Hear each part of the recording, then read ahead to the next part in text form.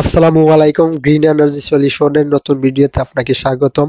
প্রিয় দর্শকবৃন্দ, গাড়িতে 2 ঘোড়া সোলার সাবমার্সিবল সেচ পাম্পের মালামাল দেখতে পাচ্ছেন। সোলার সেচ পাম্পটি স্থাপন করা হবে রিয়াজ খান ভাইয়ের মৎস্য খামারে। খামারের ঠিকানা বাজাইল, সখীপুর, টাঙ্গাইল।